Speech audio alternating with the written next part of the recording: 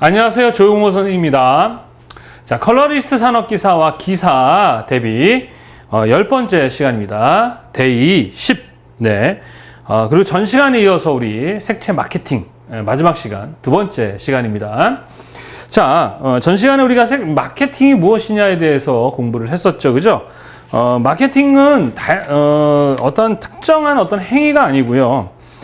기업이나 생산자가 시장과 소비자가 원하는 것이죠. 원하지 않는 것을 시장에다 판매하는 건 바보짓입니다. 그죠?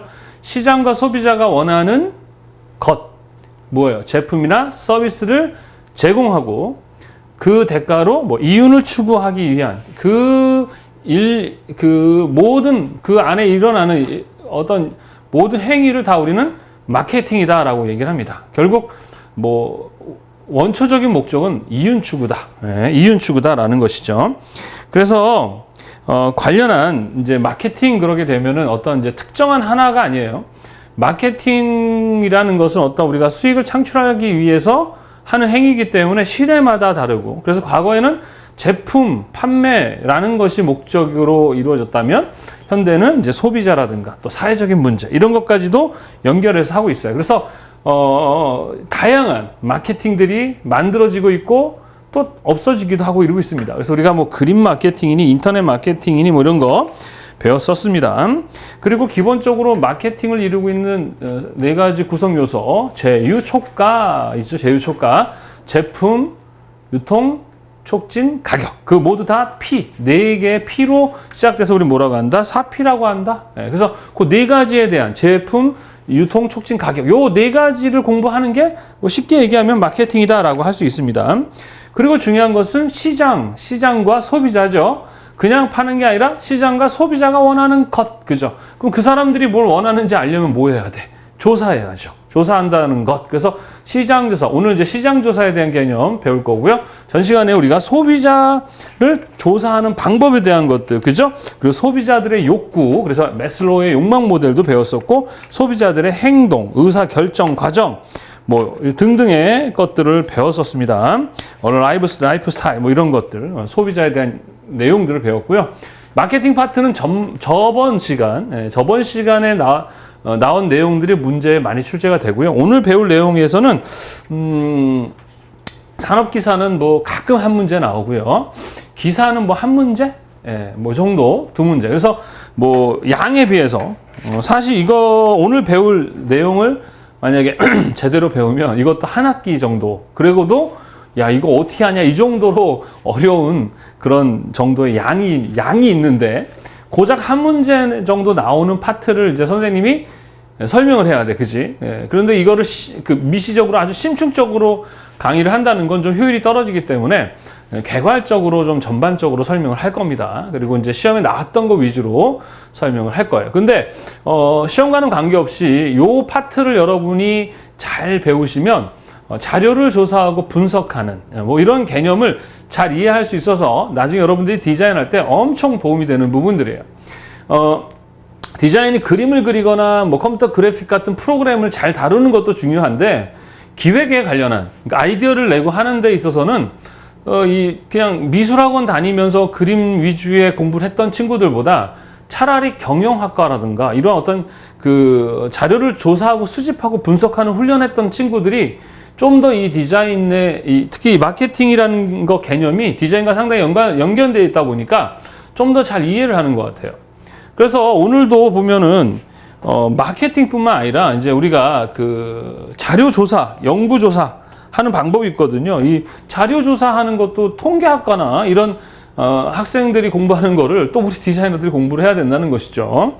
그래서 선생님이 오늘 배울 내용을 가르치려고 저도 공부를 해야 되잖아요. 그죠? 그래서 통계학 관련한 자료 수집 방법에 관련한 자료를 하나 있는데, 이게 이제 연구조사 방법론이라는 겁니다. 이거는 이제 우리 이훈영 교수님이라는 분이 쓰신 책인데 굵기가 이 정도 굵기예요. 그래서 저도 제대로 한번 공부해 보려고 이 책을 가지고 이제 다양한 연구조사 방법과 분석 방법을 공부하다가 마찬가지로 토 나와서 죽는 줄 알았습니다. 예, 이거 보통 사람이 할 수 있는 게 아니에요. 그래서 오늘은 조금 개괄적으로 미시적이지 않고 거시적으로 설명할 거니까 여러분도 그냥 편하게 그렇구나 정도로 들어주시면 좋겠습니다. 자, 오늘 배울 내용은 색채 마케팅 전략이라는 파트죠. 자, 색채 마케팅 전략인데 마케팅은 뭐라고요? 어떤 상업적인 목적의 이윤 추구를 목적으로 하는 건데 무엇을 가지고? 색을 가지고 하기 위해서 전략을 짜는 거거든요. 이 전략이라는 말이 뭔지 이해하는 게 되게 중요합니다. 그래서 오늘은 전략을 이해하기 위해서 계획과 기획의 개념, 요것만 이해를 하면 오늘 배울 내용은 다 끝났다고 보시면 됩니다. 자, 뭐 선생님이 계속 얘기하는데 저 원래 말이 되게 빠릅니다. 선생님이 말을 되게 빨리 이렇게 얘기를 하거든요. 알았죠? 이렇게 얘기하는데 강의할 때 영상을 촬영할 때 말이 너무 빠르다고 하는 지적이 좀 예전에 많았어요. 그래서 말을 좀 천천히 합니다. 선생님이 일부러. 그래서 저도 되게 답답해요. 그런데 어쩔 수가 없습니다. 아니, 빨리 하면 늦다 뭐라고 하고 늦게 하면 늦다고 뭐라고 하죠. 그래서 늦게 그냥 강의를 합니다. 천천히 얘기를 합니다. 그러면 이거를 유튜브 강의 들으실 때 1.5배, 좀 빠르죠? 1.25배 정도로 해서 들으면 딱 좋더라고요.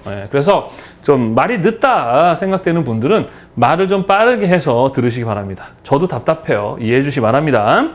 자, 우리가 일단 색채 마케팅 전략을 이해하기 위해서는 계획이라는 것과 기획의 개념을 이해해야 되고요.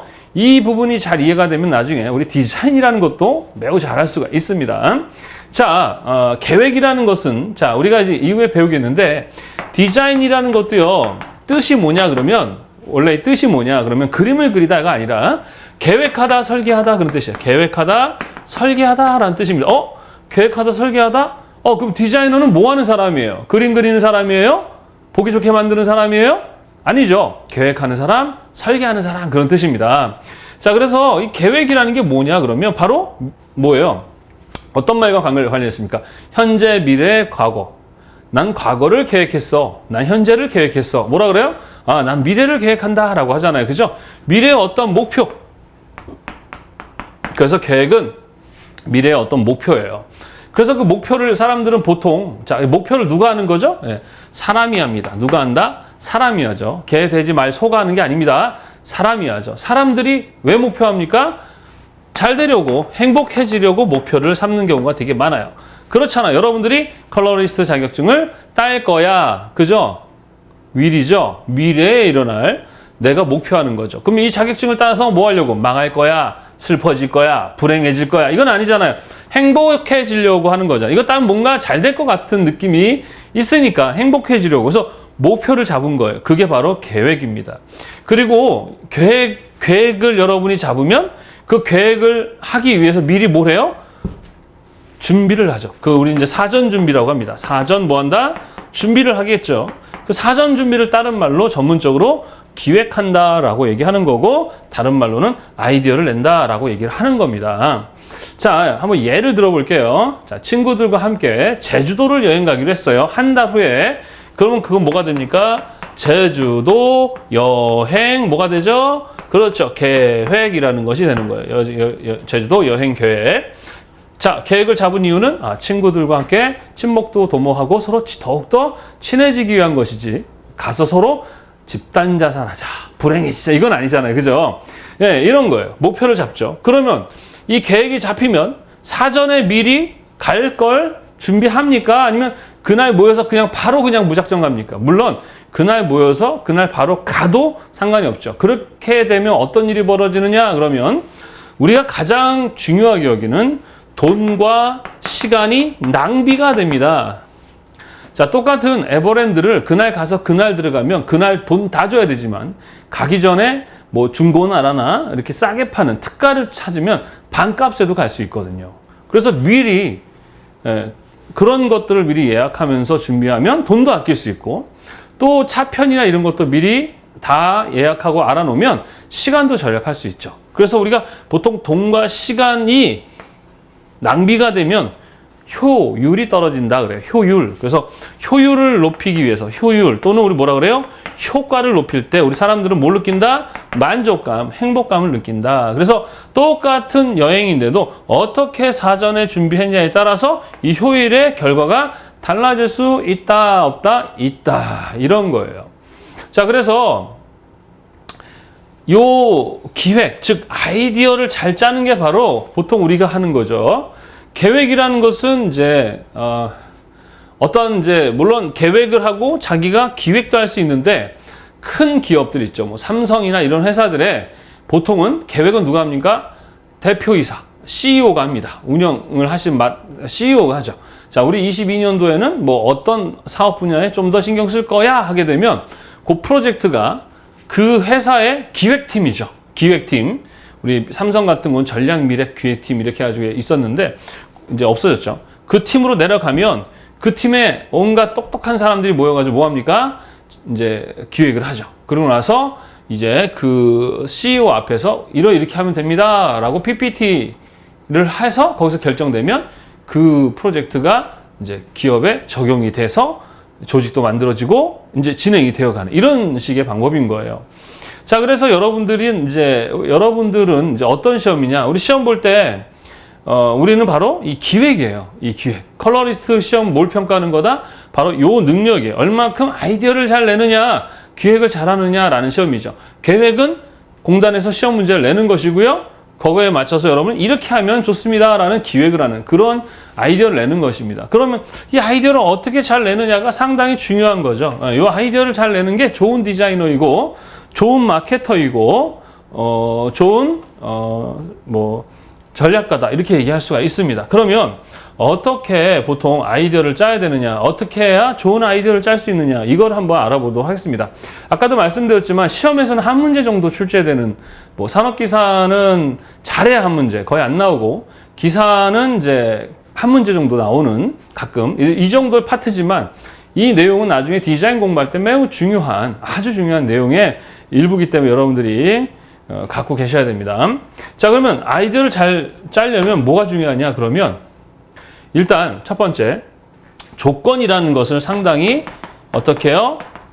조건이라는 것을 상당히 잘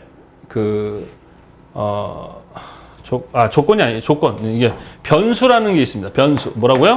변수. 뭐라고요? 변수. 다른 말로는 조건이라고 할 수 있는데 이게 뭐냐면은 디자인도 그렇고 우리가 하는 것은 정답을 찾아가는 게 아니라 그때 뭐예요? 달라요 라고 했었죠. 그죠? 바로 정해져 있는 게 아니에요. 어떤 상황에 따라서, 어떤 변수에 따라서, 어떤 조건에 따라서 아이디어가 달라지게 되는 겁니다. 달라져요. 자, 어떠한 결과가 그대로 예상한 대로 그냥 딱 하나밖에 나올 수 없는 상황이다라는 것은 상수라고 합니다. 그런데 어떤 결과가 어떤 상황이 다양하게 나올 수 있는 상황은 뭐예요? 변수다라고 얘기를 합니다. 자, 그래서 여행을 갈 때 변수들, 조건들을 볼 때 이 아이디어에 영향을 주는 것들이요. 그러니까 아이디어가 바뀔 수 있는 영향들. 자, 한번 예를 들어 볼까요? 여자끼리 가는 경우와 남자끼리 가는 경우, 이럴 경우. 그러니까 모든 건 똑같아요. 뭐 준비하는 비용이나 시간이나 장소나 가는 뭐 모든 게 다 똑같은데 단지 여자들이 가느냐, 남자가 가느냐라는 뭐예요? 변수. 요것이 다를 경우 아이디어 이 똑같아집니까? 달라집니까? 똑같아지냐? 달라지겠죠.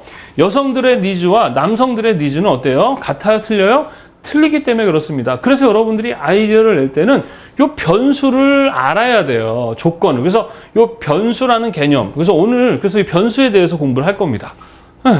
변수라는 게 뭐라고요? 어떠한 상황의 결과가 조건이 상황이 다양한 거예요. 무슨 말인지 아시겠습니까? 이럴 땐 딱 이래 라는 게 별로 없어요. 대부분이 여러 가지 상황. 이렇게 여행할 때도 뭐 돈이 다를 수 있고 뭐 성별이 다를 수 있고 이러한 것들 변수. 우리 이걸 독립 변수다 뭐 얘기하고 이 결과로 나오는 건 뭐 결과 변수다 뭐 이런 것들이 있는데 그건 좀 이따 설명하도록 하고요. 하여튼 이 변수라는 것 잘 기억해 두세요. 자, 그래서 여자들이 갈 때와 남자들이 갈 때 그 여행 아이디어는 같을까요? 틀릴까요? 네, 틀리죠. 예전에 여자와 남자들이 서로 바꿔서 이렇게 하는 이렇게 무슨 프로가 있었어요. MBC에 정준하 씨가 나오는 거였는데 여자들은 여행 갈 때 보통 바리바리 많이 싸는 편이시죠. 물론 아닌 분들도 있지만 비교적 남자들은 갈 때 대충 싸가죠. 근데 그걸 바꿔본 거예요. 여자들은 대충 싸게 하고 남자들은 바리바리 싸게 해가지고 여행을 가게 만든 거예요. 그래서 이제 출발할 때부터 난리가 났죠. 여자들은 이거 가져가야 되는데요 막 이러고 난리고, 남자들은 이거 왜 가져가야 돼요 이렇게 해서 이제 출발했으니까 그때부터 벌써 재미가 없는 거죠. 여자들도 그렇고 남자도 그렇고. 그 다음에 바닷가에 도착했을 때 여자분들은 보통 펜션에서 먼저 짐 정리하면서 서로 수다 떨면서 막 이야기하는 걸 좋아하나요? 짐 던져놓고 바깥 나가서 그냥 뛰어노는 게 좋나요? 네, 좀 앞에 전자죠. 근데 이제 여자들은 그냥 짐 던져놓고 바로 나가서 바닷가에서 뛰어놀게 하고 물에 빠뜨리고 막 이런 놀이를 하게 했습니다. 그랬더니 여자분들은 막 왜 이런 짓을 해요? 막 이러고 있고, 남자들은 그냥 펜션에서 옷을 꺼내면서 이 옷은 내가 잠옷이야. 뭐 이거 이쁘다. 뭐 이런 식으로 서로 하게 했어요. 그때 남자들은 이거 내가 오늘 입을 옷인데 이러고만. 그러니까 벌써 어떻습니까? 서로의 니즈가 다르기 때문에 여자들이 남자처럼 여행하면 재미가 없는 거고, 그쵸? 아무리 좋은 거라도 남자들은 여자처럼 여행하면 또 재미가 없는 것이죠. 또 여자와 남자가 같이 또 갈 땐 또 달라지는 거. 이렇게 변수에 의해서 아이디어는 달라질 수 있다는 거죠. 단순히 이 아이디어라는 것을 자기의 주관적 경험에 의해서, 그러니까 자기 생각에 의해서 하게 되면 안 된다라고 했었죠. 그죠? 바로 이런 변수적인 것들, 잘 준비해야 됩니다. 자, 그래서 그 다음에 두 번째는 모든 준비가 완벽하게 다 됐어. 그런데 한 가지의 변수를 놓친 거죠. 뭐예요? 완벽해. 다 완벽해. 모든 게 다 완벽해. 준비를 완벽하게 했는데 한 가지의 변수를 놓친 거예요. 뭐냐 그랬더니 날씨. 그래서 그날 제주도를 갔는데 그때 하필이면 폭풍이 와가지고 그냥 펜션에서 그냥 있다가 왔습니다. 그러면은 이 서울에서 있나 제주도에서 펜션이 있나 뭐가 달라요, 그죠? 굳이 멀리 가서 비싼 돈 필요 없었잖아요, 그죠? 뭘 놓친 거예요? 이 하나의 변수를 놓침으로 인해서 여행이 어때요? 효율도 떨어지고 재미가 없어지는 그런 상황이 발생할 수 있죠, 그죠? 자, 그래서 이 변수라는 것을 잘 보셔야 되겠고, 이 변수는 어떤 걸 기본으로 해야 된다 그러면은 문제인식이라는 것을 통해서 이루어집니다. 문제인식이라는 게 뭐예요? 문제를 볼 줄 알아야 된다는 거야. 그게 무슨 얘기입니까? 이 아이디어를 짤 때 어떤 한 사람이라도 날씨도 봐야 되지 않을까? 라는 문제인식을 했다면, 간단하게 그때 날씨를 한번 확인했다면, 그죠? 그런 문제가 발생하지 않을 것이에요. 이렇게 기획이라는 것은 아주 작은 것 하나를 놓쳐도 큰 문제가 될 수도 있다라는 것입니다. 그래서 얼만큼 문제를 잘 인식하느냐는 매우 중요한 디자이너 또는 이러한 마케팅 하는 사람들 또는 기획하는 사람들이 갖춰야 할 아주 중요한 능력입니다. 기본 소양이죠. 그래서 사람들은 문제가 없는 게 정상이다, 많은 게 정상이다. 사람 원래 문제가 많아요. 선생님도 많고 여러분도 많죠. 근데 문제가 있는 게 문제가 아니에요. 원래 사람은 문제가 많거든요. 근데 문제가 많은데 사람들이 갖고 있는 엄청난 힘이 뭐냐? 그 문제를 해결하려고 하는 그 성향이 있습니다. 문제를 뭘 할 수 있다? 해결할 수 있다라는 것이죠. 그 문제를 해결하는 게 바로 아이디어죠. 이 해결하는 능력이 있기 때문에 곰이나 사자보다 어때요? 힘은 약하지만 우리가 아이디어를 낼 수 있는 그 능력으로 사자나 호랑이를 동물원에 넣어서 우리가 관리 감독할 수 있는 것입니다. 아주 매우 인간이 가지고 있는 강력한 힘이죠. 그래서 문제 인식이 되게 중요한데, 일반적으로 사람들의 진짜 문제는 문제가 문제인지를 모르는 게 문제라는 것이죠. 무슨 말인지 아시겠습니까? 문제가 문제인지를 모르는 게 문제예요. 그래서 일반적인 사람과 디자이너의 차이는 뭐냐? 그럼 디자이너들이 말을 특별하게 한다든가, 안녕하세요, 그런다든가, 옷을 특별하게 입는다든가, 이런 게 아니에요. 생각이 좀 다르다는 게 차이예요. 그러니까 일반인과 디자이너의 차이는 생각의 차이. 일반인들은 아무렇지 않은 것이 디자이너들에게는 문제로. 그래서 그 문제를 찾아서 해결하는 이 과정을 우리는 창의라고 합니다. 창의. 이게 디자인이에요. 창의. 예. 무슨 말인지 아시겠습니까? 자, 그래서 창이라는 말은 어떤 것과 비슷하죠? 창조라는 말이 비슷합니다. 그래서 같은 의미로 써요. 창이나 창조나 같은 의미로 쓰는데 창조라는 말은 보통 어떻습니까? 신이 하는 겁니다. 신. 그래서 신이 무에서 유를 창조하는 것이에요. 우리 인간들은 보통 창조하는 게 아니라 창의합니다. 창의. 예.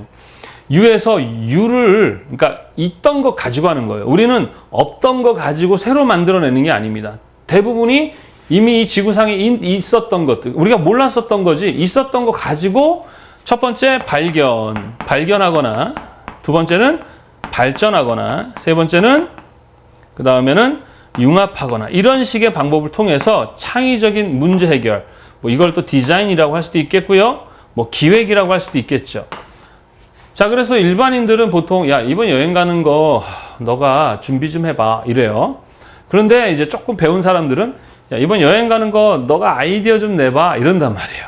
근데 더 배운 사람들은 뭐라 그래요? 야, 이번 여행 가는 거 네가 좀 기획 좀 해봐 이렇게 얘기하죠. 근데 우리들은 이제 뭐라 그래야 돼? 많이 배웠으니까 야, 이번에 여행 가는 거 네가 디자인 좀 해봐 이렇게 얘기를 할 수 있는 거예요. 뭐 디자인이 그림을 그려봐, 뭐 형태를 만들어봐 이런 데도 사용할 수 있겠죠.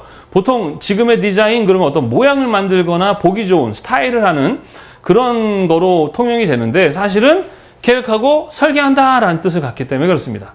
무슨 말인지 아시겠습니까? 예, 그래서 마케팅도 디자인 마케팅 그러면은 말이 되는 거예요. 그 디자인 전략 이렇게 막 말을 섞어서 만들 수도 있다는 것이죠. 자, 그래서 그러면 이제 이러한 변수고요. 그 다음에 좋은 아이디어를 짜기 위해서는 어떻게 해야 되느냐 그러면 자, 가장 중요한 건 뭐냐 그러면은 경험입니다. 뭐라고요? 좋은 아이디어를 짜기 위해서 뭐가 필요하다? 경험이라는 게 필요합니다. 자, 예를 들어서 선생님이 계획자예요. 야, 대학에서 야, 이번에 우리 MT 갈 거야, MT. 해서 1학년, 2학년은 그 대표, 그 과 대표를 불러가지고 야, 너희들 이번에 우리 MT 갈 거니까 MT에 가서 할 프로그램을 너희 둘이 짜. 전반적인 모든 여행 일정 다 짜. 그랬어요. 그랬는데 1학년에는 제주도를 한 번도 가본 적이 없습니다. 예. 그리고 2학년은 제주도를 한 10번 정도 놀러 갔다 왔던 애예요. 자, 그렇다면 물론 10번 갔다 온 애보다 안 간 애가 더 기획을 잘할 수도 있어요. 예. 그러나 보편적으로는 어떻습니까? 제주도에 대해서 많이 알고 여행을 많이 가본 애가 훨씬 더 수월하게 아이디어를 짤 확률이 높죠. 그게 바로 경험인 거예요. 여러분들이 해보지 않은 것을 어떻게 잘합니까? 그래서 많은 자료, 많은 경험은 매우 중요합니다. 그래서 이 경험을 다른 말로 뭐라고 하느냐? 자료라고 그래요. 자료. 네, 자료 또는 정보라고 합니다. 경험과 자료에는 두 가지가 있어요. 1차 자료, 1차 경험, 2차 자료라는 두 가지가 있습니다. 1차 자료는 뭐냐 그러면 직접 경험이에요. 내가 필요한 자료를 내가 직접 경험하고 찾아보는 것이 1차 자료. 2차 자료는 뭡니까? 간접 자료입니다. 그러니까 남들이 조사한 자료 또는 남이 경험한 자료를 내가 획득해서 사용하는 자료죠. 뭐 제일 좋은 게 뭘까요? 2차 자료로 가장 좋은 게 바로 책입니다. 예, 그래서 물론 과거에는 이 인터넷이나 이런 것들이 없어서 이 자료를 많이 획득할 수 있는 방법이 책밖에 없었어요. 그래서 책을 통해서 많은 정보를 얻었었지만 최근에는 책만 그렇지 않죠, 그죠? 유튜브도 있고 뭐 이제 SNS가 발달해서 많은 정보를 받을 수가 있습니다. 근데 정보라는 게 무조건 다 좋진 않아요. 왜? 정크 인포메이션, 가짜 정보들 이런 것들이 많습니다. 그래서 정보를 수집하는 것도 중요해요. 정보를 수집하고 정보 자료를 분석하고 평가하는 능력이 있어야 됩니다. 그게 디자이너 또는 경영, 기획, 마케팅 이러한 사람들이 갖고 있어야 할 매우 중요한 소양이에요. 그래서 우리 디자이너들은 단순히 그림만 잘 그려서는 안 되고 이러한 기획을 잘하는 능력이 있어야 됩니다. 우리가 모든 직업은요, 크게 기획과 관련한 업무와 기능과 관련한 업무 두 가지로 나눌 수가 있어요. 자, 토끼와 거북이의 이야기가 있는데 토끼랑 거북이가 달리기를 했습니다. 토끼가 잠을 잡고 거북이가 이겼죠. 그럼 토끼가 열받아서 거북이한테 와서 또 그러겠죠. 야, 또 한 번 해 그러겠죠. 그럼 거북이는 어떻게 해야 되냐? 자, 토끼랑 거북이랑 달리기 시작하는 것이 그게 별 의미가 있나요? 없어요. 거북이가 이겨도 의미가 없는 경기고 저도 의미가 없어요. 왜? 토끼가 실수하지 않는 한 이길 수 없는 경기잖아요. 뭐 예를 들어서 거북이가 엄청난 노력을 통해서 뭐 노력한다고 토끼를 이길 수 있나요? 없어요. 그럼 반대로 토끼가 다시 해 그러면 거북이가 그럼 이번에는 내가 원하는 경기를 해. 수영하자라고 하면 토끼가 열심히 노력해서 거북이를 이길 수 있나요? 없어요. 이렇게 앞에서도 얘기했지만 사람은 다 다르고 상부상조 역할이 있어요. 내가 다 잘할 수 있는 게 아니잖아요, 인간은. 그렇죠? 그래서 토끼는 토끼로서 잘하면 되고 거북이는 거북이로서 잘하면 되는 거지. 왜 모두 다 토끼가 되려고 그러고 모두가 거북이가 되려고 하냐 이거죠. 행복하지 않은 이유가 뭐라고요? 내가 하기 싫은 일을 할 때 사람들은 상당하게 불행하다고 느껴요. 그래서 토끼인 사람은 토끼로, 거북이인 사람은 거북이로 살면 됩니다. 그래서 우리 20대 젊은이들 있죠. 지금 보면 20대인데도 성공해서 막 그냥 좋은 집에 좋은 차에 막 이렇게 막 사는 친구들도 있죠. 그래서 TV에 나오는 이유가 바로 특별해서 나오는 거죠. TV에 나오는 것은 누구나 나올 수 있는 게 아니죠. 그냥 평범한 사람은 안 나와요. 뭔가 특이하고 재미를 줄 수 있는 그런 사람들만이 나오잖아요. 그죠? 그래서 20대 때는 성공할 수 있느냐? 없습니다. 절대는 아니죠. 20대 성공하는 사람들이 있지만 되게 어렵고 거의 불가능해요. 대부분은 그냥 20대는 그냥 사서 고생도 한다라고 하죠. 경험을 많이 해야 하는 그런 나이입니다. 아주 근데 준비를 많이 해야 되는 나이죠. 그래서 여러분이 진짜 해야 될 건 뭐냐 그러면 내가 토끼냐 나는 거북이냐를 결정하는 것이 매우 중요합니다. 내가 잘할 수 있는 일이 어떤 일인가. 그래서 얘기했잖아요. 내가 좋아하고 잘하는 일을 해도 힘들고 포기할 만큼 괴로운데 내가 싫어하는 일을 하면 어떻게 견디냐고요. 좋아하는 일을 해도 어떻다? 포기를 안 할 뿐이지 되게 힘들어요. 선생님도 지금 이렇게 강의를 하고 이제 선생님도 이렇게 과거에 학생들을 가르치는 선생님 되고 싶었었거든요. 그래서 이 일이 좋아요. 그렇지만 너무 힘들어요. 영상 촬영하고 공부하고 또 나이를 먹어갈수록 체력도 떨어지고 집중력도 떨어지고 이러다 보니까 더하기 힘들거든요. 그런데 왜 하냐? 포기를 안 하는 거예요. 좋아하니까 포기를 하지 않는 것이죠. 그래서 업무도 마찬가지예요. 어떤 사람은요 기획의 업무가 맞는 사람이 있고요. 어떤 사람은 기능의 업무가 맞는 사람들이 있어요. 보통 3대 7 정도로 분포되어 있습니다. 자, 누가 더 돈을 많이 벌까요? 기획일까요? 기능일까요?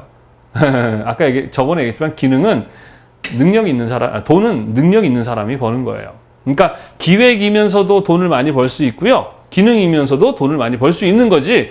기획이 무조건 기능보다 많이 벌거나 뭐 기능이 기획보다 많이 벌거나 그건 아닙니다. 아셨습니까? 본인의 역량입니다. 그런데 기획이라는 것은 보통 관리자라고 얘기를 해요. 매니지먼트라고 합니다.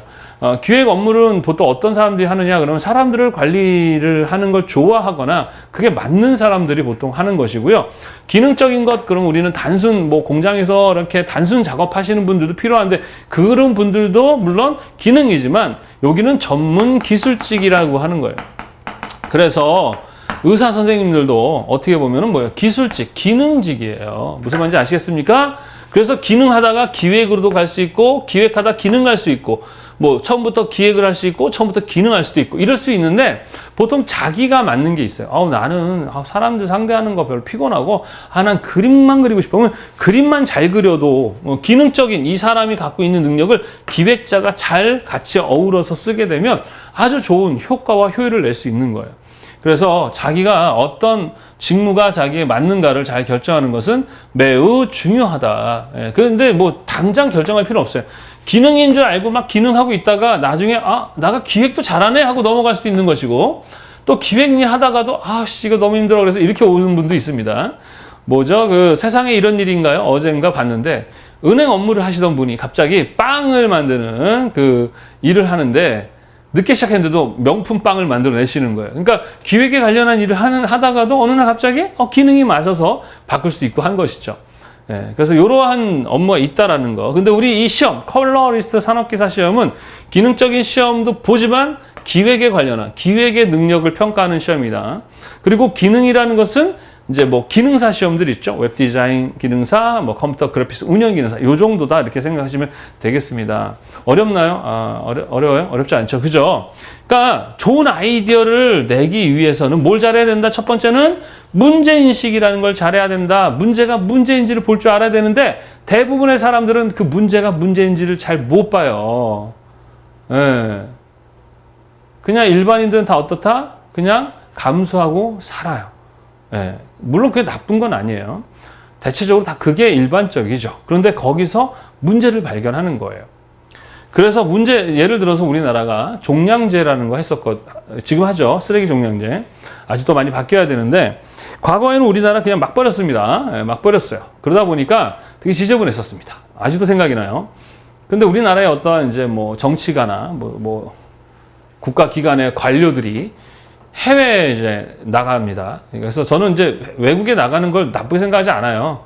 예, 물론 최근에는 과거에 비해서 외국에 나가지 않아도 우리가 이제 인터넷을 통해서 얼마든지 이제 뭐 외국의 정보를 볼 수 있는 시대가 됐어요. 그래서 영어는 잘하면 좋죠. 그죠?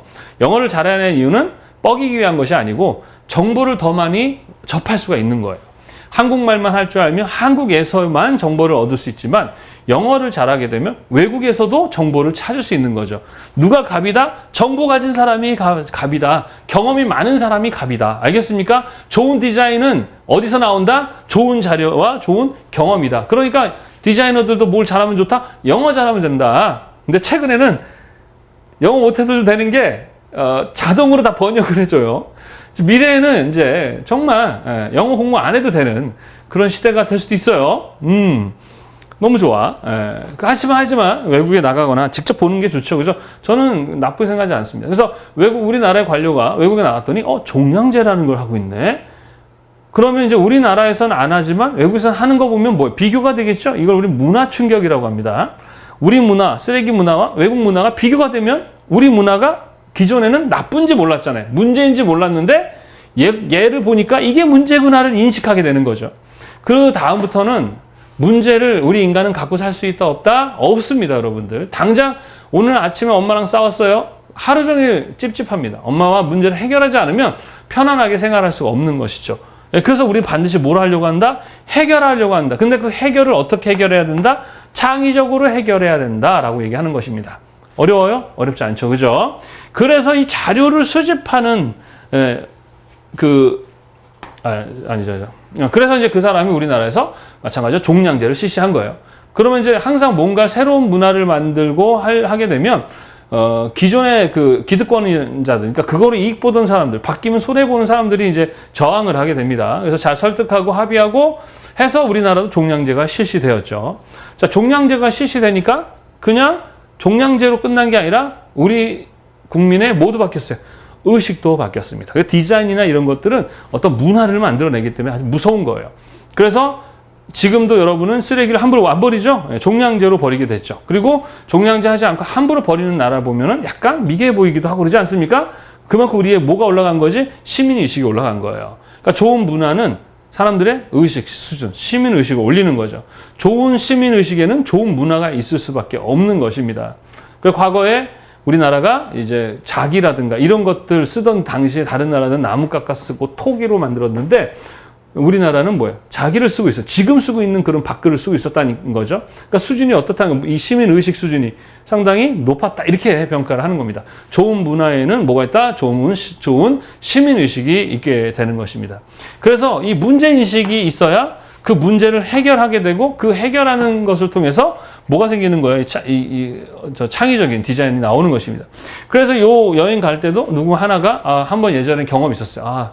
비가 와가지고 엉망됐었어. 그래서 이번에 한번 그 문제만 인식해줘도 당연히 해결이 되는 것이죠.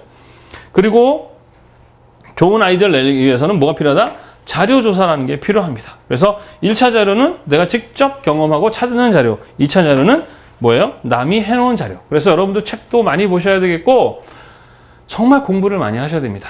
입시를 얘기하는 게 아니에요. 다양한 공부. 우리 전 시간에 얘기했지만 마케팅, 돈 많이 벌고 싶죠, 여러분들? 그럼 돈 버는 기술을 익혀야 됩니다.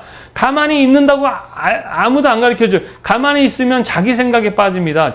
이 머리가 원하는 자기 이기적인 생각에 빠짐으로 인해서 결국에는 손해보게 돼요. 그래서 자꾸만 우리 디자이너들은 어떻게 해야 돼요? 책도 많이 봐야 되겠고 정치, 사회, 문화, 경제 이런 것들에 대한 관심을 갖고 공부를 많이 하셔야 됩니다. 특히 디자이너가 되고 싶은 분들은 아셨습니까? 이해되셨어요?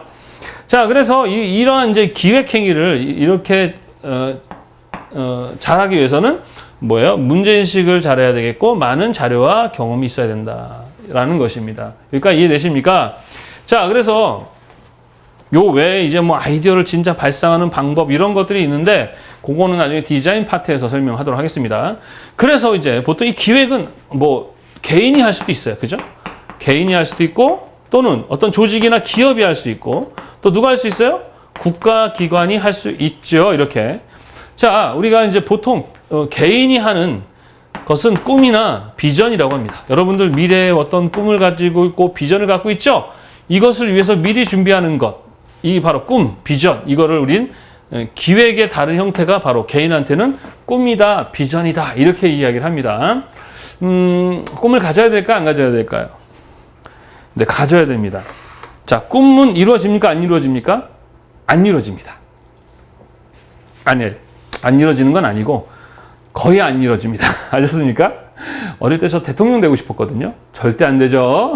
절대 안 되죠. 네.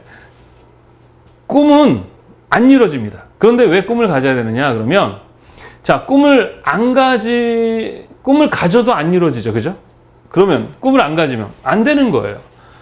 로또 복권을 안 사요. 안 사. 그러면 그건 뭐예요? 전혀 아니에요. 아무것도 아니죠. 근데 사면 안 되긴 하지만 가능성이라는 거 있는 것이에요. 그리고 꿈을 가지면 거기까지는 아니더라도 그 비슷한 데까지는 가게 됩니다. 그리고 시험 공부도 이 컬러 공부도 그냥 하는 것보다는 이 자격증 준비하면서 하는 게 훨씬 더 잘할 수 있어요. 꿈이 있으면 좀 더 나를 이끌어내는 힘이 생깁니다. 그래서 여러분들이 꿈을 가지셔야 됩니다. 그래서 지금 많은 친구들이 저는 그래요. 외적인 부분을 많이 신경 쓰는데 그것도 해야 되지만 중요한 건 내적인 속마음의 훈련을 많이 하셔야 됩니다. 나는 도대체 무엇인가? 정체성. 나는 뭔가? 나는 무엇인가? 내가 좋아하는 건 도대체 무엇인가? 그리고 내가 무엇을 해야 되는가? 이 사회에 어떠한 사람이 돼야 되는가? 그런 어떤 정체성을 확립하고 그리고 나서 그 정체성을 바탕으로 해서 이제 준비를 해 가야 한다는 것이죠. 단순하게 막 외부에 막 부모님이 뭐 이렇게 해라. 나는 하기 싫은데 거기에 휘둘려가지고 살게 되면 정말 운이 좋아 잘 되더라도 불행함을 느끼게 되는 거예요. 그래서 꿈과 비전을 가지셔야 됩니다. 자, 기업에서는 뭐라고 얘기하냐면 경영이라는 말을 사용합니다. 이런 계획 관련한 것을 우리는 뭐라 그래요? 경영이라 그래요. 경영. 기업에서는 보통 그럽니다. 그 다음에 국가에서는 보통 뭐라고 얘기하느냐 그러면 정책이라고 그래요. 그러니까 계획하고 거기에 대해서 아이디어 내고 하는 과정을 이야기하는데 모든 것이 그래요. 개인도 꿈과 비전을 갖는 게 뭐예요? 계획이고 그것을 위해서 사전에 준비해야 되는데 아까 얘기했듯이 정체성을 가지고 내가 도대체 기획을 좋아하는지 기능을 좋아하는지 토끼인지 거북인지 정체성과 자기의 세계관 이런 것들을 먼저 확립해 놓는 것이 매우 중요합니다. 그리고 많이 공부해야 되죠. 예, 그게 이제 꿈 비전. 그 다음 기업에서는 경영이라고 합니다. 아까 얘기했듯이 뭐 삼성의 최고 경영자가 계획을 하면 그 기획팀에서 기획을 하는 그런 거고 그 다음 국가에서는 대통령이 정책을 만들죠. 요즘에도 이제 대통령 선거로 얼마 안 남았는데 이런 정책을 하겠습니다. 그럼 대통령이 다 하나? 아니죠. 대통령이 비전을 이제 계획을 하면 그 국가 기관의 공무원들 중에 이런 정책을 마련하는 그런 사무관 이상의 그러한 사람들이 정책을 만들어서 대통령에게 보고하고 대통령은 결정권자입니다. 그래 이렇게 해. CEO도 마찬가지 이렇게 하라는 결정. 그래서 결정한 사람이 책임을 지는 거죠. 그리고 어떤 결과가 좋게 나오면 일은 다른 사람이 했지만 그 결정을 한 사람이 하게 된 거예요. 그래서 영화 감독만 하죠. 그 사람이 뭐 촬영하고 뭐 다 하나요? 아니죠. 관리만 했는데도 영화가 흥행하면 그 감독이 일단은 먼저 작품이라고 얘기를 하죠. 그죠? 네, 그런 거예요. 그래서 정책이라고 얘기합니다. 국가정책, 기업경영 이런 말을 써요. 그런데 요거를 지키는 게 있죠. 어디입니까? 군대가 이걸 지킵니다. 군대가 개인의 생명, 그죠? 개인의 재산 이런 걸 이제 국가에 이런 걸 지키는 걸 군대예요. 이 군대에서는 뭐라고 하느냐? 그러면 전략이라는 말을 사용해요. 그래서 전략이라는 말은 어디에서 사용하는 말이다? 군대에서 사용하는 말이다. 그래서 이거 다 이제 예전에는 이제 기업에서는 그냥 경영이라 그랬었어요. 경영. 그래서 이 기획팀이 어떤 거냐 그러면은 뭐 기획팀 그랬었죠. 그런데 최근에는 뭐예요? 전략기획팀이라는 말을 사용합니다. 전략기획팀. 그러니까 전략기획팀 이런 말을 쓰고 있어요. 또는 삼성도 2005년부터 디자인 경영을 선포했었거든요. 그래서 디자인 경영 이런 식으로 이렇게 말을 섞어서 쓰게 됩니다. 그래서 전략이라는 말을 뭐가 다른 거냐 그러면 여러분들 이 꿈과 비전을 위한 준비가 퍼펙트하게 완벽하게 준비를 합니까? 아니죠. 어설퍼요. 조금. 기업의 경영에서 기획은 나름 이거보다 훨씬 더 잘 준비가 돼요. 그러나 기획이 무조건 다 성공하나요? 잘못 판단하면 망할 수도 있습니다. 그러면 망했다고 해서 뭐 기업이 망했다고 물론 자살하고 하는 사람도 있지만 죽나요? 죽지 않습니다. 금전적 손해를 보게 되죠. 국가 정책도 마찬가지 대통령이 잘못하면 죽나요? 깜빵 가기도 하지만 그렇지 않죠. 그러나 군대에서의 전략은 어떻습니까? 잘못하면 죽는 겁니다. 그러니까 전략이라는 말은 어떤 거야? 기획이에요. 기획이야. 네, 그런데 어떻게 하라고요? 목숨 걸고 하라는 얘기입니다. 잘못된 판단 하나가 생명을 좌지우지하기 때문에. 이순신 장군이 모든 전쟁에서 23승을 했지만 7천량 전투에서 우리 조선군들이 괴멸하죠. 판단 하나 잘못해서 그렇습니다. 판단, 전략을 잘못해서. 그 전략 하나 잘못하니까 많은 사람이 죽고 우리나라가 그렇게 어렵게 만들었던 뭐예요? 그 전력들을 한꺼번에 다 잃어버리는 거죠. 그래서 그 전략을 짠다는 건 목숨 걸고 하라는 얘기입니다. 그래서 전략 기획팀이라고 하죠. 네, 그렇게 말을 사용합니다.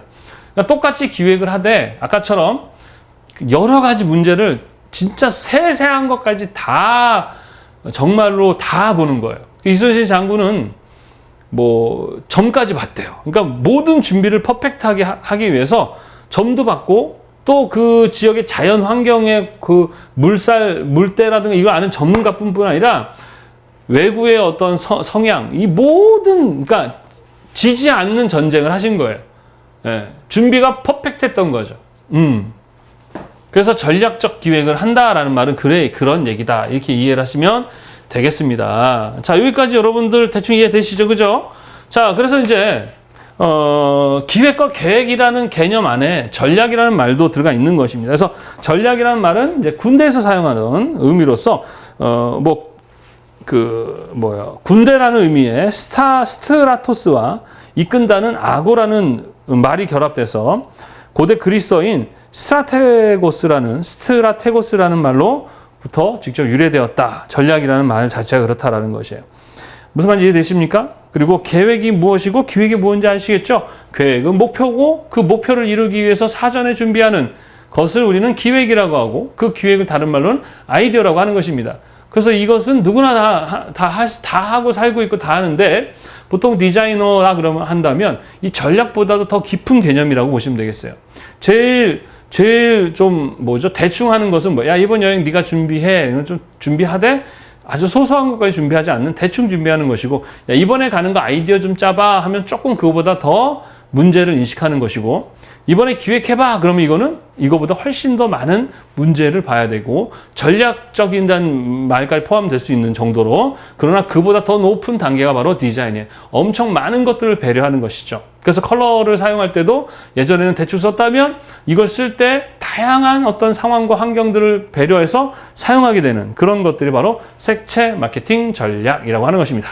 그래서 사실은 색채 디자인이라고 하죠, 우리는. 근데 마케팅을 배우면서 색채를 이용하는 것이라서 그냥 색채 마케팅이라고 하는 것이지 전체적인 내용은 비슷합니다.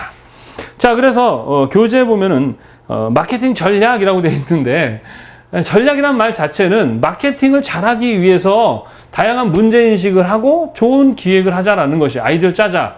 근데 목숨 걸고 하자 그런 얘기입니다. 그래서 이 마케팅을 전략하는 수립하는 절차가 있어요. 그래서 4단계가 있는데 상황을 분석하고 이 목표를 설정하고 전략을 수립하고 실행을 계획한다. 뭐 당연한 거죠. 교재에 나와 있는 이 부분들은 그냥 여러분들이 보면 알 수 있는 내용들입니다. 제가 설명한 내용을 바탕으로 읽어보시면 대충 그렇구나 라고 이해가 될 것이에요. 그래서 아주 많은 문제인식, 아주 많은 배려, 정치, 사회, 문화, 경제 그 외에 다양한 환경들을 분석하고 정보를 전달하는 것이 매우 중요하다라는 것입니다. 이해하셨어요? 자, 이거를 바탕으로 해서 우리가 이제 나오는 내용들인데, 자, 아까도 얘기했지만 다양한 어떤 상황에서 나올 수 있는 여러 가지 문제를 뭐라고 한다 그랬어요? 뭐라고 했습니까? 변수라고 했었죠. 자, 그래서 우리 교재에 나와 있는 척도와 변수에 대해서 알아보도록 하겠습니다. 참 우리가 뭐 통계학도 공부를 해야 되는데, 자, 이거 가끔 나와요. 시험에 가끔 나오는데 거의 안 나와요. 거의 안 나옵니다. 근데 가끔 기사 문제 한 문제 정도 나오고, 산업기사는 거의 안 나오지만 그래도 알아두면 피가 되고 살이 되니까 알아보도록 하겠습니다. 자, 척도라는 건 뭐냐? 그럼 쉽게 얘기해서, 그러니까 우리가 뭔가를 이렇게 비교를 해야 되잖아요. 그죠? 비교를 하기 위해서는 그거를 객관화시키는 어떤 뭐 수치라든가 이런 표시가 필요하겠죠. 그래서 내가 비교하고 측정하고 비교하고자 하는 것을 측정해서 수치화시킨 것, 그것을 우리는 뭐라고 얘기한다? 척도라고 얘기를 합니다. 그래서 자도 척도예요. 자도. 그리고 우리 SD법 배울 때 5척도라는 얘기 했었죠. 7척도. 그래서 비교할 수 있도록 수치나 어떤 걸 만들어서 뭐 매우 좋다, 좋다 이런 식으로 이렇게 비교하기 위해서 어떠한 단계를 수치화시키거나 한 그런 것들을 우리는 척도라고 합니다. 자, 그 척도에는 네 가지가 있습니다. 명목 척도, 서열 척도, 등간 척도, 비율 척도라는 네 가지의 척도가 있어요. 그래서 수치화시키는 거예요. 그래서 명목 척도는 그냥 비교할 수 있는 게 아니라 그냥 명목상 수치를 만들어 놓은 것입니다. 예를 들어서 뭐 축구 선수들 있죠. 축구 선수들의 등번호. 축구 선수들 등번호가 뭐 물론 의미들은 있어요. 축구 선수 뭐 7번부터 10번까지는 공격수고 뭐 몇 번 이런 건 있는데, 그냥 그걸 표시하는 그냥 명목상 수치화 시켜 놓는 분류할 목적으로 그냥 숫자를 척도로 사용하는 것을 우리는 명목 척도라고 합니다. 자, 서열 척도라는 것은 순위는 있어요. 순위는 있습니다. 순위는 있는데 1, 2, 3, 4, 5 이렇게 번호를 주는데 요 사이에 어떤 그 간격상의 어떤 그 차이는 없는 거예요. 서열 간의 차이는 없어요. 그래서 우리 그냥 학교 학생들의 초등학생들의 그 번호 있죠. 너 1번, 2번 이렇게 할 때 물론 키 순서로도 하지만 그 번호 자체의 순서는 있지만 그 1번과 2번이 뭐 어떤 그 차이 같은 건 없는 거잖아요. 그죠? 그걸 우리는 서열 척도라고 합니다. 그 다음에 등간 척도는 뭐냐 그러면 서열이 있는데 그 서열 사이에 가감연산, 그러니까 그 사이에 비교가 가능한 거예요. 그래서 뭐 학교 성적표 같은 거 있죠. 성적순으로 나눴다든가 이런 것들이 바로 등간 척도가 될 수 있습니다. 그래서 이 등간 척도는 아까도 얘기했던 리커드의 5척도라든가 이거는 나눴지만 서로 비교가 가능하죠. 그죠? 예, 이런 것들. 그래서 의미 미분법, SD법이 바로 이 등간 척도다 이렇게 보시면 되겠고, 비율 척도라는 것은 어떠한 절대적 값을 기준으로 해서 그거에 맞춰서 비율의 값에 의해서 나누는 그러한 것들을 우리는 비율 척도다라고 얘기를 합니다. 그래서 네 가지 명목 척도, 그냥 구분하기 위한 수치화시킨 척도. 서열 척도는 서열은 있는데 그 사이에 어떤 간격의 차이 같은 게 없다라는 것. 그 다음에 등간 척도는 서열도 있는데 그 사이에 가감 연산이 가능하다는 것. 비율은 어떤 절대적 값을 비례해서 하는 척도, 이렇게 이해를 하시면 되겠습니다. 뭐 등간 척도 정도가 가끔 시험에 한번 나왔었는데 뭐 거의 출제가 되고 있는 부분은 아닙니다. 그래서 그냥 이해 정도 하시고 넘어가면 돼요. 그래서 이런 척도를 만들고 그 척도들을 가지고 비교하고 하면서 여러 가지 조사 기법들이 이루어진다. 자, 그 다음 변수. 아까도 얘기했지만 변수라는 건 뭐다? 다양한 어떤 상황에서 일어날 수 있는 여러 가지 상황이다. 이렇게 보시면 돼요. 교재에는 뭐라고 돼 있어? 변수는 어떤 관계나 범위 안에서 나타날 수 있는 여러 가지 값 또는 변할 수 있는 다양한 상황이라고 되어 있죠. 그죠? 예. 그냥 하나의 딱 정해진 값이 나오는 걸 뭐라고 한다? 상수라고 얘기하죠. 예, 근데 다양한 값이 나오는 것을 변수. 그래서 변수는 세 가지가 있어요. 실험 변수, 이건 독립 변수, 생산 변수라고 하기도 하고, 결과 변수 또는 종속 변수, 산출 변수다라고 얘기를 합니다. 여기도 가끔 한 문제가 나와요. 그 실험 변수는 뭐냐 그러면 말 그대로 내가 그 변수가 여러 가지가 있잖아요, 그죠? 근데 그 변수 중에 내가 측정하고자 하는 변수, 실험하고자 하는 변수가 바로 실험 변수, 독립 변수고, 이 실험 변수에 의해서 나타나는 결과, 이거를 결과 변수다라고 얘기를 합니다. 그리고 실험 변수는 아니에요. 외생 변수는 내가 하고자 하는 실험 변수 외에 외생 변수는 뭐냐? 이 결과 변수에 영향을 주는 그런 다양한 변수를 외생 변수다라고 합니다. 예를 들어서 대형마트의 서비스 수준을 내가 조사를 합니다. 그러면 그 서비스 수준 자체는 뭐예요? 실험 변수가 되겠죠. 그리고 그 실험 변수 서비스 수준에 의해서 나타나는 선호도나 이런 변화를 결과 변수로 하고, 그 외에 이제 이 결과 그 선호도에 영향을 주는 게 예를 들어서 뭐 가격을 조사를 했다. 그러면 가격뿐만 아니라 다른 것들이 있겠죠. 뭐 청결이라든가 뭐 서비스라든가 이런 것들.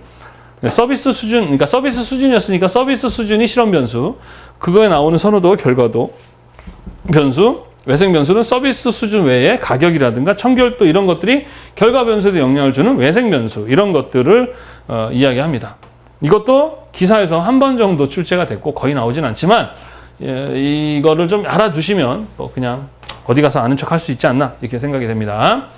척도라는 것과 변수의 개념, 이것도 잘 이해하고 넘어가시면 되겠습니다. 이해되셨죠? 예. 변수 아까 얘기했었습니다. 변수, 이 문제 인식을 잘하는 게 되게 중요해요. 그래서 실험 이런 전문적인 거 다 필요 없고, 예, 내가 어떠한 아이디어를 낼 때 이 아이디어에 영향을 줄 수 있는 문제들을 막 찾아야 돼요. 예, 막 찾습니다. 그게 다 변수예요. 그래서 다양한 변수를 많이 찾아야 됩니다. 그걸 변수를 찾아내는 능력을 많이 갖춘 사람이보다 좋은 디자이너다. 그 변수는 곧 문제.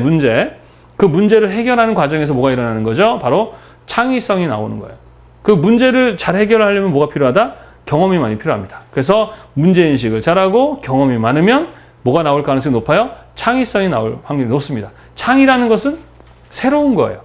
그러니까 완전한 무에서 유를 만드는 것은 신이 하는 것이고, 우리 디자이너들이나 이런 기획한 사람들은 유에서 유를 발견하는 거죠. 그러니까 우리가 알지 못했던 새로운 걸 발견하는 것도 창이고요. 또 발전시키는 것도 뭐예요? 창이고요. 그 다음에 융합하는 것도 창입니다. 그래서 보통 창의는 세 가지: 발견, 발전, 융합. 발견하는 것도 알아야 발견이 돼요. 여러분이나 저는 산삼 봐도 몰라요. 밟아버리죠. 페니실린 같은 거, 이런 것들 우린 몰라요. 그죠? 그런 것들을 발견해내는 것도 창이고, 그 다음에 발전시키는 거, 뭐 가솔린 자동차를 전기 자동차로, 또는 공중전화를 핸드폰으로, 이렇게. 그리고 융합이라는 건 뭐예요? 이렇게 합치는 거죠. 핸드폰, 전화만 하던 것이 사진기 융합, 음악, 인터넷, 이렇게 이런 식의 융합, 이런 식으로 해서 다양한 아이디어들이 나올 수 있다는 거죠. 뭐 기회가 되면 어떻게 아이디어를 내는 방법에 대해서도 알면 좋겠지만, 그건 나중에 실기에서 배우는 것이 좋겠습니다. 자, 그래서 자료를 많이 수집하고 자료를 분석하고 평가하는데, 보통 기획이라는 것의 단계, 프로세스는 어떻게 되느냐? 먼저 첫 번째는 뭐부터 해야 된다? 문제인식부터 합니다. 문제인식하고 뭐 한다? 자료를 수집하고 자료를 분석하고 자료를 평가하고 다시 순환하는 것이, 요 순환을 기본적으로 합니다.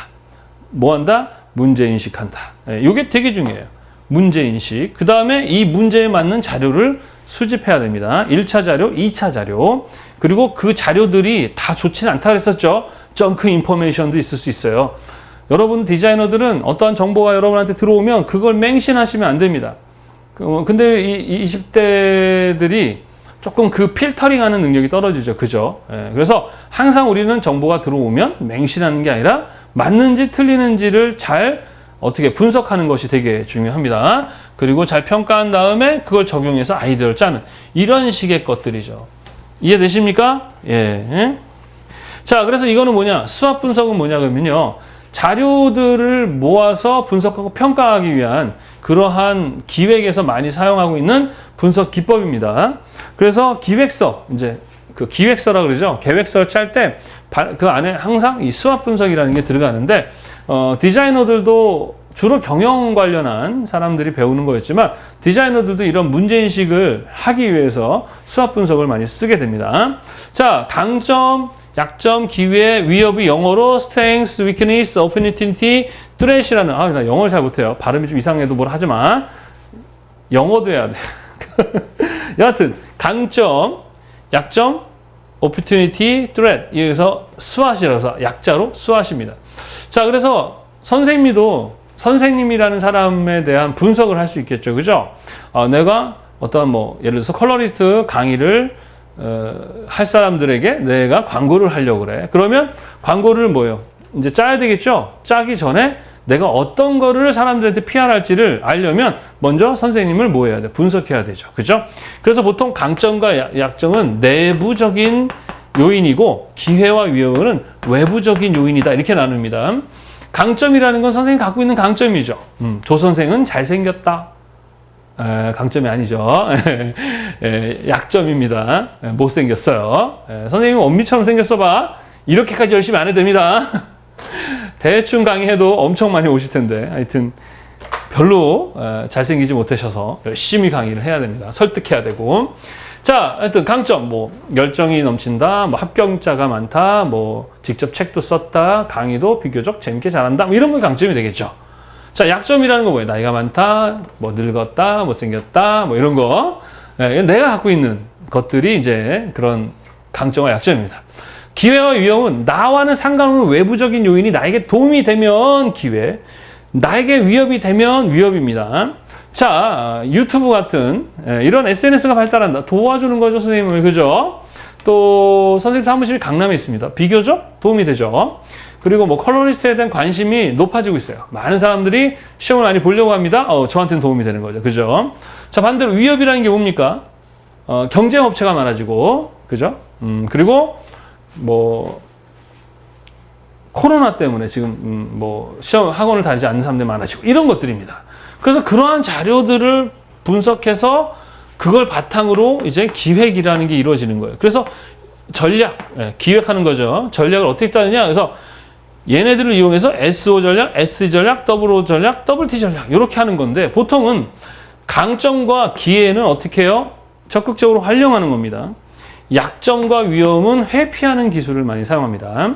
그래서 SO 전략이라는 것은 강점과 기회 전략이 뭐냐면 외부로부터 오는 기회를 나의 강점을 이용해서 훨씬 더 많은 효율을 올리는 그런 방식이 바로 SO 전략이죠. 그러면 SO 전략. 자, 세상에 유튜브가 많이 발달하고 있어요. 그죠? 그럼 조 선생이 유튜브를 이용해서 나의 잘하는 강의를 사람들 알리면 되겠다. 이게 바로 SO 전략. 그래서 아이디어가 나오는 거죠. 그죠? 그래서 지금 이렇게 선생님 촬영하고 있잖아요. 이렇게 영상으로 이렇게 촬영하는 게 결코 쉬운 건 아니에요. 그죠? 나 외모만 좀 더 잘생겼으면 훨씬 더 효율이 있었을 텐데. 근데 만약에 선생님이 강의를 엄청 못한다 이거야. 강의를. SO, 스와 분석은 네 가지를 의미합니다. 첫 번째 강점, 두 번째 약점, 세 번째 기회, 네 번째 위협. 강점은 스트렝스, 약점은 위크니스, 오포튜니티, 뚜렛입니다. 그래서 네 가지입니다. 다음은 수학 분석. 이렇게 여러분들 듣겠습니까? 안 듣겠죠. 비교적 선생님이 그래도 강의를 조금 그나마 좀 잘한다라는 나의 강점을 유튜브라는 기회를 이용해서 나를 PR하게 되니까 사람들이 선생님을 이 강의를 통해서 좀 더 객관적으로 평가할 수 있게 되는 것이죠. 무슨 말인지 아시겠습니까? ST 전략이라는 것은 강점과 위협이죠. 위협을 강점으로 넘어가는 거예요. WO 전략이다. 약점과 기회예요. 나의 약점을 외부로부터 온 기회로 넘긴다는 것이죠. 무슨 말인지 아시겠습니까? 그 다음에 약점과 위협을 둘 다 회피해버린다는 얘기예요. 이거 별로 시험에 많이 나오진 않지만 그래도 알아두시면 좋을 것 같고 그냥 요대로 이해하시면 되겠습니다. 수학 분석 전체로는 그래도 좀 시험 문제에 수학 분석 자체를 물어보는 시험 문제는 그래도 꽤 많이 나오는 파트예요. 그래서 나온다면 여기서 많이 출제가 되고 있어요. 내가 앞에 설명했던 부분들에서는 거의 안 나오는데 요거는 좀 많이 나옵니다. 잘 알아두시고. 자, 그 다음에 색채 마케팅 전략에 영향을 주는 요인들, 환경 요인들. 자, 색채 마케팅 전략에 영향을 준다는 게 뭐냐면 아이디어를 짜는데 주는 영향이죠. 여행 기획을 짤 때 주는 그 여행 아이디어가 바뀔 수 있을 법한 내용들. 여자냐, 남자냐, 100만 원이냐, 1000만 원이냐, 20대냐, 30대냐, 뭐 제주도 가냐, 어디 가냐, 이런 요인들이 많잖아요. 그죠? 그 아이디어에 영향을 주는. 이거 그냥 마케팅 전략이라고 되는데 색채 마케팅은 뭐야? 색채로 돈 버는, 그걸 얘기합니다. 그래서 그냥 마케팅 전략에 영향을 주는 요인인데 똑같아요. 그냥 색채 붙였을 뿐입니다. 여러 가지 있죠. 인구 통계적 환경이, 그러니까 이거 뭐라고 하냐면 다양한 환경이다라고 합니다. 조용우 선생이 지금 내가 조용우 선생이 됐죠. 이게 저 혼자 된 것 같습니까? 아닙니다. 전 어릴 때부터 다양한 환경에 노출되고 그 환경에 영향을 받아서 지금의 조 선생이 된 거예요. 그래가지고 보통 여러분들이 이제 정신적으로 좀 힘이 들고 하면 정신과 가서 이제 상담을 받게 되는데 상담을 받을 때 의사 선생님들이 어릴 때부터, 뱃속에 있을 때부터 어떻게 자랐는지 그 사람이 살아온 일대의 이야기를 다 조사를 합니다. 그래서 그 삶 속에서 어떤 문제로 인해서 지금의 어떤 정신적인 어떤 문제가 있는지를 판단하게 되는 것이죠. 그 조용우 선생도 다양한 사람들을 만나면서 지금의 제가 됐어요. 그 많은 사람들 중에 참 그 선생이라는 건 매우 중요한 것 같아요. 선생은 먼저 선 인생생입니다. 먼저 선 인생생. 그게 뭐냐 그러면 이 지식적인 부분을 가리키는 것도 선생이지만 자기의 삶을 보여주는 것도 선생이에요. 그래서 좋은 선생을 얼마나 만났냐에 따라서 이렇게 자기 인생이 좀 많이 바뀌기도 합니다. 여러분은 얼마나 좋은 선생을 만났나요? 자기는 살면서 인생에 좋은 선생을 한 명이라도 만나봤다. 한번 손 들어보십시오. 저는 너무 운이 좋았던 것 같아요. 저는 좋은 선생을 4명이나 만났습니다. 그래서 저 같은 이 능력 없는 사람이 그래도 이렇게 나름 사회적인 역할을 할 수 있었던 거는 그 좋은 선생님들을 4분이나 만날 수 있었던 것 같아요. 첫 번째 분은 예전에 이제 제가 어떤 사회성을 갖는데 매우 도움을 줬었던 분, 다 학교 선생님들이 아니었습니다. 선생님 아니었어요. 한 분은 이제 제가 이제 어릴 때 교회를 다녔는데 그 교회의 전도사님이셨거든요. 그분이 저를 데리고 다니면서 교회의 어떤 뭐 행사나 이런 것들 준비하는 과정을 다 같이 해주시면서 태어나서 처음으로 이런 것이 있구나를 알게 하면서 제가 어떤 조직을 지금 운영하고 이런 것들이 아주 그 베이스가 되는, 그러니까 이렇게 생각을 바꿔주는 그런 선생님이 한 분이 계셨고, 저는 이제 음악을 좀 좋아해요. 음악을. 그래서 웬만한 음악 악기를 잘 다룹니다. 노래를 잘 부르진 않지만 그래도 즐겨 부르고 있고 해서 나름 그냥 프로는 아니지만 아마추어 음악인이에요. 음악인인데 그 음악적 재능을 깨워줬던 분이 계세요. 그분도 이제 교회 선생님이셨는데 기타를 제가 고등학교 때요. 기타를 너무 잘 치는 거야. 게다가 노래를 부르면 정말 좋아요. 진짜 가수들은 정말 타고났구나. 그래서 항상 옆에서 들으면서 너무 부러웠어요. 그래서 그 선생님한테 막 가서 좀 가르쳐 주세요 좀 해서 그 선생님한테 처음으로 기타를 배우기 시작을 했죠. 그래서 최근에 그 선생님들이 너무 좀, 세 번째는 또 학교 선배였어요. 근데 그 선배는 정말 선배가 후배를 섬기고 하는 그 모습을 보여줬어요. 그러니까 선배 그러면 군림하잖아요. 근데 후배가 아프면 몰래 어딘가 사라져서 약을 사와서 준다든가 뭐 하여튼 존경할 만한, 대학 다닐 때 학교 선배가 그랬어요. 그걸 보면서 선배라는 것은 후배들을 사랑해 주는 것이구나, 이걸 또 알게 됐고, 또 4번째는 또 계십니다.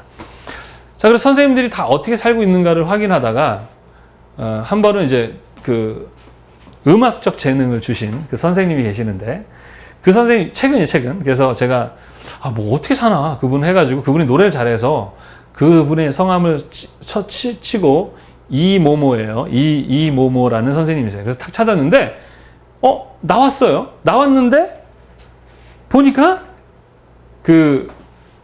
거기 악동 뮤지션 아시죠? 악동 뮤지션. 악동 뮤지션. 걔네 아버지신 거예요. 깜놀랐어요. 그 당시에 처음에 막 악동 뮤지션 유행하고 막 했을 때, 그때부터 막 벌써 뭐 부모 교육이 잘 돼서 뭐 했다 이렇게 많이 출연하셨는데 저는 확인을 못 했었거든요.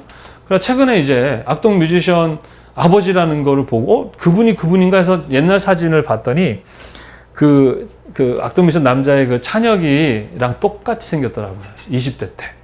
예. 근데, 선교사님이 되셔서 몽골에 가셔가지고, 그렇게 했던 건데, 애들이 왜 이렇게 노래를 잘하는가를 알게 됐어요. 예. 그분 정말 노래 잘했거든요. 예. 그리고 그분이, 저에게 음악적인 어떤 그런 재능을 주셨던 분인데, 저도 잘했으면 악동 아저씨가 됐을 텐데. 여하튼, 그러더라고요. 예. 여하튼 간에 바로 그거 뭐예요? 환경이 중요한 겁니다. 환경. 그래서 부모들이 뭐 이렇게 좋은 학군의 아이들을 보내고 하는데, 물론 또 그게 절대적인 건 아니에요. 그래서 마찬가지로 어떤 아이디어를 내는 마케팅 전략에 영향을 주는 요인들을 보면 인구, 통계, 기술, 사회문화, 경제, 자연 이런 것들이 당연히 영향을 주겠죠. 정치, 사회문화, 경제. 그죠? 경제나 사회문화, 경제. 이거 다 들어갑니다. 인구 통계적인 거. 그래서 인구 통계적인 것은 연령별, 성별, 라이프스타일, 보건, 위생적 환경 등등등 인구 통계적인 상황에 따라서 어떤 마케팅 전략을 바꿀 수도 있다는 겁니다. 또 기술적인 환경에 따라서도 바꿀 수 있고, 사회 문화적인 환경에서도 바꿀 수 있고, 경제적 환경, 자연적 환경에 의해서도 바꿀 수 있다. 이런 것들이 바로 요거예요. 그래서 요거는 그냥 여러분들이 보시면 아는 내용들이니까 책을 보시고 이해하시기 바랍니다. 자, 그 다음에 이제 우리 통계 분석 방법인데, 이 부분은 저도 너무 가리키기가 너무 싫어요. 사실 저도 100% 다 이해가 안 됩니다. 아까도 얘기했지만, 요 책입니다. 이 책. 이 안에 보면 이렇게 두꺼운 책입니다. 예, 정말 만막해 봤다가 아주, 이런 말 해서 미안하지만 뒤지는 줄 알았습니다.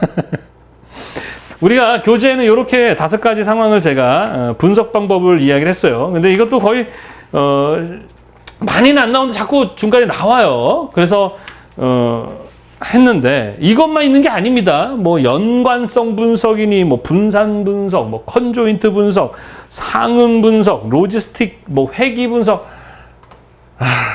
그래서 그걸 다 할까 하다가 시험에도 많이 안 나오고 하니까 요 정도만 하도록 하겠습니다. 자, 요인 분석이라는 것은 이제 여러분 그냥 있잖아요. 단어로 좀 이해를 하시면 좋을 것 같아요. 어떤 요인들을 분석하는 거예요. 요인이라는 게 뭐냐면, 자, 교재는 이렇게 나오죠. 변수들 간의 상호 연관성을 분석해서, 변수들의 연관성을 분석해서 이들 간에 공통적으로 작용하고 있는 내재된 요인을 추출하여 전체 자료를 대변할 수 있는 변수의 수를 계속 줄여나가는 기법이다라고 했는데, 예를 들어 이런 겁니다. 나는 좋은 사람이다. 변수죠. 나는 자랑거리가 많다. 나는 만족한다. 나는 쓸모가 있는 사람이다. 이런 변수는 어떠한 내재된 요인을 추출할 수 있어요? 자존감? 예, 자존감이라는 요인으로 뺄 수 있고, 또 교우관계가 좋다. 나는 모임에 있어서 주도권을 갖는다. 외향성이라고 할 수 있겠죠? 그럼 자존감과 외향성의 공통적인 요인이 뭐예요? 개인 성향이다. 뭐 이런 식으로 해서 이런 식의 어떤 공통된 요인들을 찾아가지고 최대한 뭐 하는 거예요? 줄여나가는 이런 기법이라고 하는데, 이것도 엄청나게 많은 요인 기법 안에서도 되게 많습니다. 그래서 그냥 어떠한 공통된 요인을 찾아낸다? 요인 기법 이렇게 알고 넘어가시면 되겠습니다. 자, 군집 분석 그러면 그냥 군집이 뭐야? 그룹이란 뜻이잖아요. 그죠? 예. 그룹화한 다음에 그 그룹화 시켜서 데이터를 분석한다. 뭐 이 정도로 아시면 되는데, 이것도 또 비슷해요. 개인 또는 여러 개체 중에 유사한 속성을 지닌 대상을 몇 개의 집단으로 모한다. 그룹화한 다음에 각 집단 성격을 파악하고 데이터 전체를 구조를 이해하고자 하는 탐색적인 분석 방법이다. 이것도요. 어떤 이제 무리를 어떻게 해요? 이렇게 유사한 것들을 그룹으로 져내는, 그래서 그것들을 분석한다 정도. 그러니까 그룹이다, 그럼 군집 이 정도로 이해하시면 되겠고, 그 이상 저도 설명이 어렵습니다. 되게 복잡해요. 자, 회귀 분석이라는 것은 회귀한다는, 돌아간다는 것입니다. 자, 무슨 얘기냐면 독립변수가 종합변수에 미치는 영향의 크기를 파악하여 독립변수의 특정한 값에 대응하는 종속변수 값을 예측하는 선형 모델을 선택. 이게 무슨 말이냐면은, 자, 예를 들어서 지금 이제 뭐 중학교 3학년 일반 학생들의 그 중에 24번 학생의 키를 알아내는 것을 한번 해보겠습니다. 자, 그러면 학생들을 분석해야 되겠죠. 그러면 학생들의 뭐 예를 들어서 몸무게를 분석합니다. 키 빼고. 그리고, 앉은 이렇게 조사를 해요. 그러면은 24번이라는 아이의 키는 이 전체 아이들의 어떤 평균 값으로 유출이 가능한 거예요. 회귀한다. 항상 그 평균에 돌아간다는 얘기입니다. 무슨 말인지 아시겠죠? 예.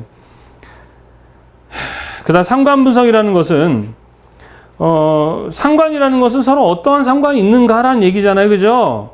그래서 연관성을 파악하기 위해서 하는 분석 기법인데 서로의 상관관계, 서로가 어떠한 연관성을 가지고 있는가, 상관이 있는가를 파악한다. 그 다음에 판별 분석이라는 것은 판별하는 것입니다. 그래서 어떤 거냐면은 어떤 모집단이 있으면 그 모집단에 어디에 속했는가를 판단하는 그러한 것을 분석이라고 합니다. 하여튼 이 정도. 그러니까 판단이라는 말이 판별 이러면 판단. 상관은 연관성. 회귀는 돌아가는 것입니다. 예, 그리고 군집 분석이라는 것은 그룹. 이렇게. 예, 그냥 그 단어로 이해를 하시고요. 아주 가끔 시험에 나옵니다. 가끔. 예, 요 정도 안에서 시험이 나오니까 이해하시고 이거를 제대로 배우시면 통계학과 가셔서 공부를 해보시기 바랍니다.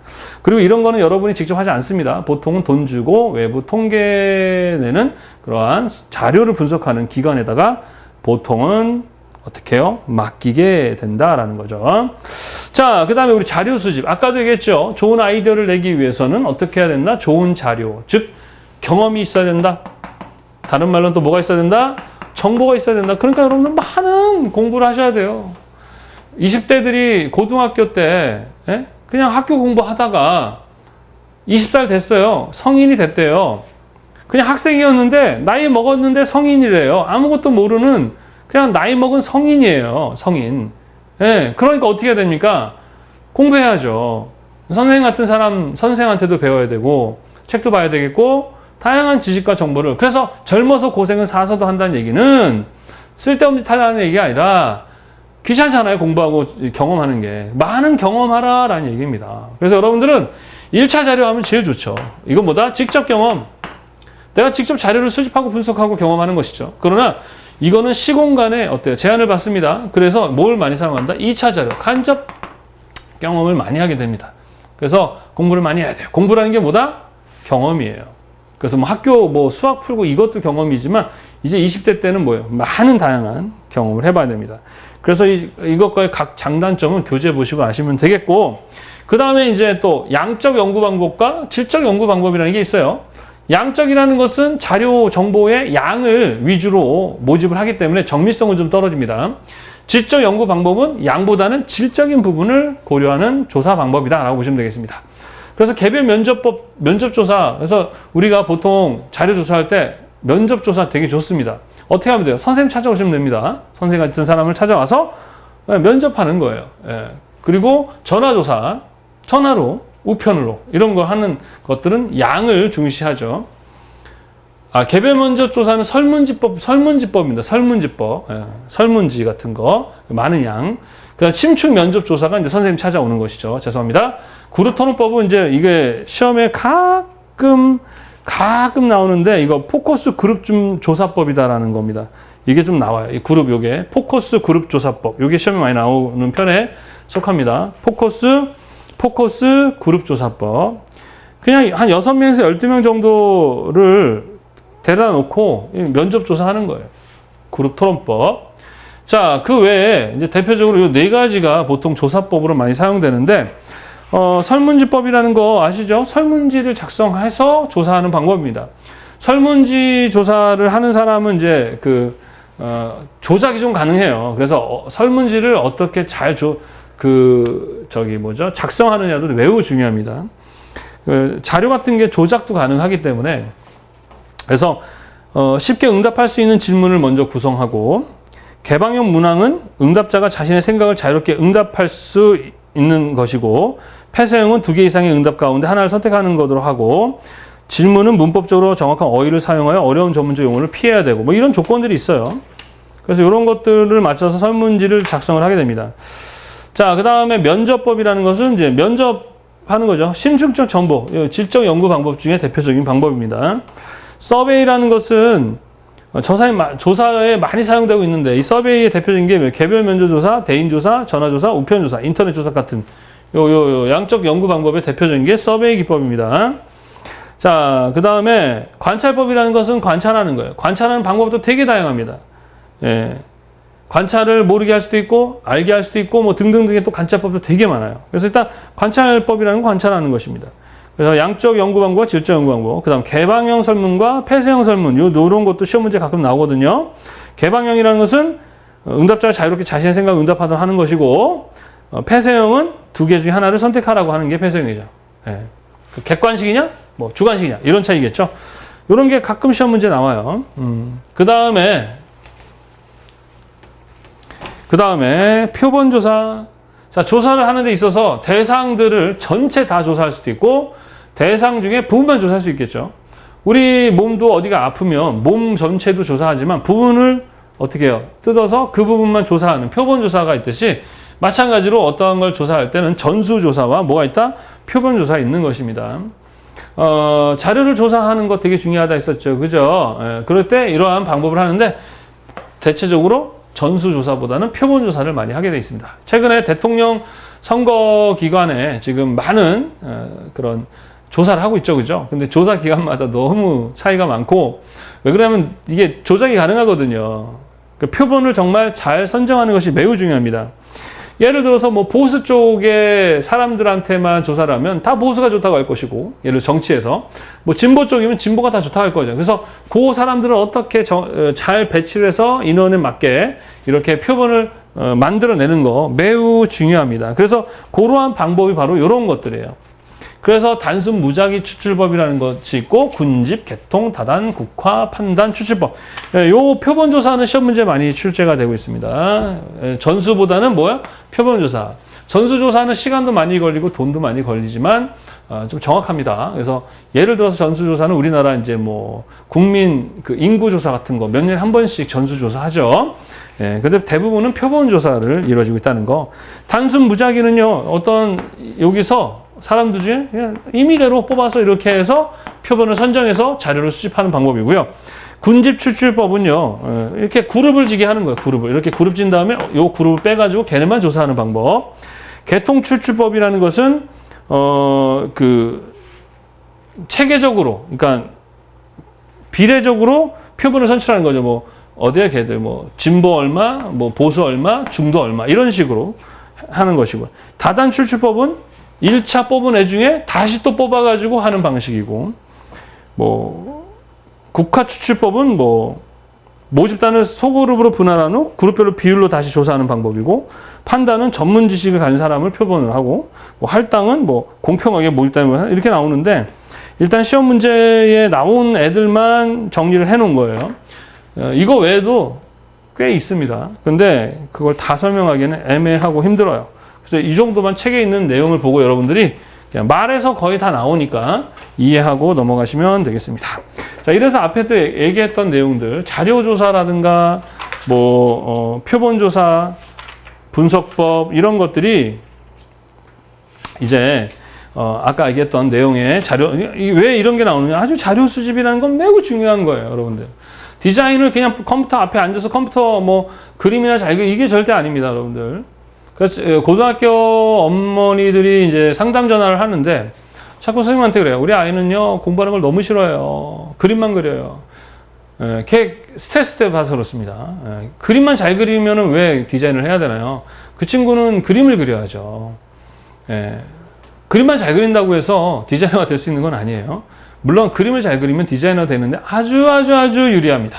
물론 그림을 못 그려도 디자이너가 될 수 있는데 웬만하면 그림을 잘 그리는 게 엄청 도움이 되겠죠. 그죠? 창의적인 사고, 다양한 문제인식, 그리고 이성적이고 논리적이고 합리적인 사고도 갖추면서 감성적인 사고까지 해야 되기 때문에 상당히 어떻습니까? 리더 역할을 많이 하는 사람들이 디자이너가 될 확률이 높아요. 자, 하여튼 이러한 자료 조사를 통해서 우리 앞에서 얘기했지만 마케팅의 기본 뭐예요? 시장 조사라는 거죠. 시장 조사. 소비자 조사와 시장 조사. 왜 해야 돼요? 시장이 원하는 것을 줘야 되니까. 어떤 사람을 행복하게 하는 것은 그 사람이 원하는 걸 주면 됩니다. 원하지도 않는 걸 줘봤자 욕만 얻어먹어요. 우리 남자들이 주로 하는 짓이죠. 첫째를 제가 키울 때는 어릴 때 정말 많은 것들을 해줬거든요. 근데 지금 커서 하는 말이 기억을 하나도 못해요. 그냥 좋았어 이 정도죠. 그거 해줬어 이래요. 둘째 키울 때 아무것도 안 해줍니다. 근데 걔가 해달라고 하는 것만 해줍니다. 그랬더니 되게 고마워해요. 근데 첫째는 안 고마워해요. 해주긴 엄청 많이 해줬는데. 네, 그래서 기본이에요. 그 사람이 원하는 거 해주면 돼요. 그러면 그 사람이 원하는 것을 알면 되잖아. 그쵸? 그래서 나의 생각, 나의 주관적인 판단을 가지고 얘는 이럴 거야 하는 것은 디자인에 있어서 아주 매우 안 좋은 것입니다. 무슨 말인지 아시겠습니까? 자, 그래서 시장을 조사하고 그 조사한 내용을 바탕으로 시장을 또 세분화합니다. 자, 이렇게 시장이 있는데 우리 시장 얘기했었죠? 선생님이 컬러리스트 책을 썼으면 팔아야 되죠. 어디 가서 시장에 가서 이거 사세요, 저거 사세요 하면 사람들 팔아야 되겠죠, 그죠? 근데 그 판매하는 시장의 크기는 다 똑같다, 다르다? 다르다. 영어 책은요, 1000만 명 정도 되는 시장이죠. 선생님은 끼케야 10,000명 정도거든요. 예. 근데 시장이 큰 시장은 크지만 경쟁업체가 난다 긴다 하는 사람이 너무 많습니다. 작은 시장은 오일장 같은 작은 시장은 경쟁도 좀 덜하고 거기서 내가 짱 먹으면 괜찮다는 것이죠. 예. 그래서 여러분도 시장 분석이라는 걸 잘 해야 되고 또 시장 안에서도 또 시장 안에 시장을 세분화하는 게 되게 중요합니다. 예를 들어서 어린아이들을 상대로 하는 사업을 하고 싶은데 여기에 10,000명이 있습니다. 10,000명이 있는데 아이들은 여기에 1,000명이 있습니다. 이 시장과 시장 규모가 자 이렇게 있고 시장 규모가 작아요. 시장 규모가 2,000명밖에 없는데 거기에 아이들이 1,000명이 있습니다. 그러면 어떤 게 더 나은 시장일까요? 예, 이게 더 나은 시장인 거죠. 여기에다가 광고하려고 해봐. 10,000분만에 뭐예요? 비용이 들어가면서 효과는 요것밖에 없는 거죠. 반면에 얘는 비용도 적고 이만큼이에요. 그래서 어떤 어린이를 집중적으로 행사 같은 거 하게 되면 그 행사하는 데에 어떻게 해요? 스폰서들이 오는 거예요. 왜? 아주 집중력이 강하잖아요. 그래서 이런 식으로 고객이나 이런 다양한 사람들을 시장 세분화를 해놔야 어떻게 할 수 있어요? 거기에 맞게 마케팅을 할 수 있기 때문에 이렇게 시장 세분화를 합니다. 자, 요 시장 세분화 시험 문제는 이거는 엄청 많이 출제되고 여기서 거의 한 문제가 거의 출제됩니다. 엄청 많이 출제되는 부분이에요. 그래서 이 세분화할 때 어떻게 하느냐? 사용자 행동 특성별 세분화, 지리적으로, 인구학적으로, 사회문화적으로, 제품 특성에 근거해서 심리분석적으로 세분화하고 있다. 이 중에서도 제일 많이 나오는 게 바로 인구학적 특별, 여기가 엄청 많이 출제되고 있어요. 인구학적 특별 세분화는 별거 없어요. 연령, 성별, 결혼했냐, 안 했냐, 수입이 얼마냐, 직업이 뭐냐, 거주 지역이 어디냐, 학력은, 교육 수준별, 라이프 스타일, 소득별 세분화, 이건 뭐 인구 한 거죠. 또 지역, 도시 크기, 인구 밀도, 지리적이죠. 또 제품의 사용 빈도별, 상표 충성도, 이거는 사용자 행동별. 사회 문화적인 것은 뭐 문화나 종교, 이런 사회 계층별. 제품 특성에 근거한 거는 뭐 사용자의 유형, 용도, 이런 것들. 심리 분석적인 것은 심리적인 부분들, 이런 것들입니다. 여피적이냐, 뭐 이런 386세대 이런 것들. 예, 이 중에서 이게 제일 중요하겠죠. 요 내용이야 여러분들이 보면 얼마든지 알 수 있는 내용들입니다. 그 시장 세분화를 하게 되면 어떤 것이 좋냐? 소비자의 욕구, 구매 동기 등을 정확하게 파악할 수 있다라는 것이고, 기업의 강점과 약점 등을 효과적으로 평가하여 유리한 시장을 선택할 수 있고, 시장 기회의 탐색과 마케팅 자원을 효율적으로 배분할 수 있다라는 것이죠. 예. 자, 이렇게 해서 우리 마케팅에 대한 내용은 다 마무리가 됐습니다. 자, 오늘 배운 파트는요, 산업기사 같은 경우는 한 문제 정도 나올까 말까. 기사는 한 문제 나오는데 뭐 잘하면 두 문제 여기서 나올 수 있어. 근데 거의 한 문제 정도에서 왔다리 갔다리 하는 파트지만 오늘 배운 계획의 개념과 기획의 개념은 매우 중요해요. 이건 이론으로 끝날 문제가 아니고요. 여러분이 실제로 아이디어를 발상하고 디자인하는 데 기획에 있어서 매우 중요한 내용입니다. 이것만 기억합시다. 좋은 아이디어를 내기 위해서는 첫 번째, 문제인식을 잘해야 된다. 변수를 잘 봐야 된다는 거예요. 문제가 문제인지를 아는 것이 디자인의 시작입니다. 두 번째는 경험이 많아야 된다는 거예요. 경험. 내가 해봐야 됩니다. 해봤어야 돼요. 그러니까 20대 때 실패하고 실수하는 거를 무서워하거나 두려워하지 마세요. 괜찮아요. 정말 바보 같은 짓 말고요. 예, 굳이 사람 죽여봐야 내가 나쁜 걸 이런 거 안 해도 되잖아요. 그리고 욕심을 부려서 너무 이제 뭐 이런 것들 있죠. 뭐 도박을 한다든가 노력하지 않고 뭔가를 얻어낼 수 있다 생각하지 마십시오. 세상에 어떤 사람이 야 이거 하면 성공해. 야 너도 투자해. 하면은 웬만하면 믿지 마십시오. 왜냐하면 사람들은 자기가 성공할 거면 남 안 가르쳐 줍니다. 지만 성공하지. 여러분 같으면 내가 당장 1억 원 벌 수 있는데 남한테 알려주겠어요? 안 알려주지? 예. 하여튼 사람은 믿는 존재가 아니에요. 아셨죠? 예. 사람은 우리가 사랑을 해줘야 할 존재입니다. 왜? 유한하고 부족하기 때문에. 여하튼 간에 오늘 배운 내용들은 기본적으로 여러분들이 그 디자인 기획하는 데 있어서 매우 도움이 되는 내용들이라는 거 잘 이해하시고, 자, 오늘 이렇게 해서 우리가 이제 색채 심리랑 마케팅 파트에 대한 공부 두 번째, 챕터 두 번째 파트가 끝났습니다. 자, 끝나고 나면 어떻게 됩니까? 자, 요 가운데 보면 핵심 요약 정리 및 체크리스트가 있죠. 그죠? 그거 한번 풀어보시고, 그리고 항상 파트 끝나면 어떻게 암기해야 되겠죠. 그죠? 암기하면 또 까먹죠. 괜찮아요. 나중에 기출문제 풀면서 또 다시, 공부를 하시면 됩니다.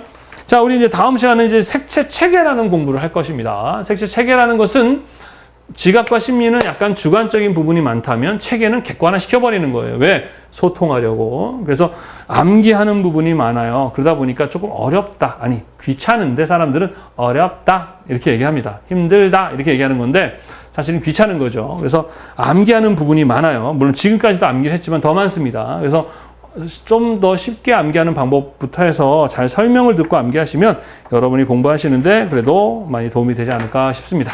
자, 재미없는 강의 또 듣느라 고생 많이 하셨고 다음 시간에 더 건강한 모습으로 뵙도록 하겠습니다. 수고하셨습니다.